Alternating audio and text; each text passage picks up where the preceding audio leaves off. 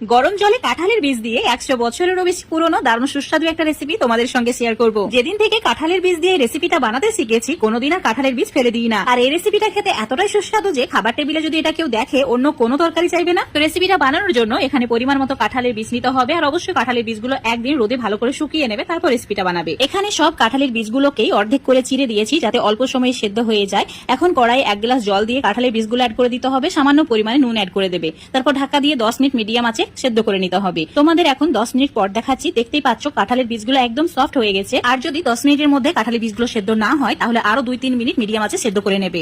এখন গরম জল থেকে তুলে নিয়ে ঠান্ডা করে নিতে হবে। হালকা একটু ঠান্ডা হয়ে গেলেই খোসাগুলোকে ছাড়িয়ে নিতে হবে। ওপরের শক্ত খোসাটাকে অবশ্যই ভালো করে ছাড়িয়ে নেবে, এটা থাকলে কিন্তু রেসিপিটা খেতে একদমই ভালো লাগবে না। তো সবগুলো ভালো করে পরিষ্কার করে নেওয়া হয়ে গেছে। এবার একটা মিক্সার জারের মধ্যে কাঁঠালের বীজগুলোকে নিয়ে নিতে হবে, আর এরই সঙ্গে অ্যাড করে দিতে হবে 1/2 কাপ ছোট করে কেটে নেওয়া নারকেল। তো অবশ্যই নারকেলটা দেওয়ার চেষ্টা করবে, নারকেলটা দেওয়ার কারণে এটা খেতে এতটাই সুস্বাদু হয় যে বারবার বানিয়ে খেতে মন চাইবে। এখন 1/2 কাপ মতো জল অ্যাড করে ঠিক এইভাবে পেস্ট করে নিয়েছি।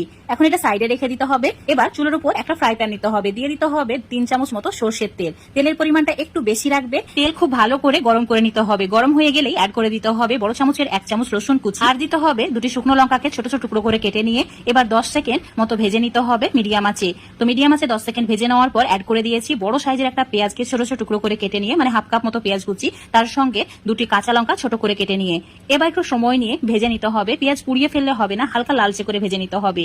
3 থেকে 4 মিনিট সময় ধরে মিডিয়াম আঁচে ভেজে নিয়েছি। ঠিক এইরকম ভাজা হয়েছে। এবার এর মধ্যে অ্যাড করে দিতে হবে আগে থেকে পেস্ট করে রাখা কাঁঠালের বীজ। সম্পূর্ণ কাঁঠালের বীজের মিশ্রণটা অ্যাড করে দেওয়ার পর চুলোর ফ্লেমটা মিডিয়াম টু হাই করে রেখে অনবরত নাড়াচাড়া করতে হবে 5 মিনিট। আর 5 মিনিটের মধ্যে এটা খুব সুন্দরভাবে কুক হয়ে যাবে। কাঁঠালের বীজ পেস্ট করার সময় অবশ্যই 1/2 কাপ মতো জল অ্যাড করে পেস্ট করবে, তারপর এই সময় জলটাকে সম্পূর্ণ শুকিয়ে নেবে। তাহলে এটা খেতে একদম ক্রিমি মনে হবে আর মুখে দিলেই মিলিয়ে যাবে। তো তোমাদের এখন 5 মিনিট পর দেখাচ্ছি, দেখতেই পাচ্ছ জলটা অনেকটাই শুকিয়ে গেছে আর খুব সুন্দরভাবে এটা রেডি হয়ে গেছে। এবার চুলোটাকে অফ করে দিতেও পারো, এই সময় আবার লো ফ্লেম করে রাখতেও পারো। তারপর সরষের তেল অ্যাড করে দিতে হবে। 1 চামচ মতো সরষের তেল অ্যাড করেছি চুলোর ফ্লেমটা লো করে রেখে।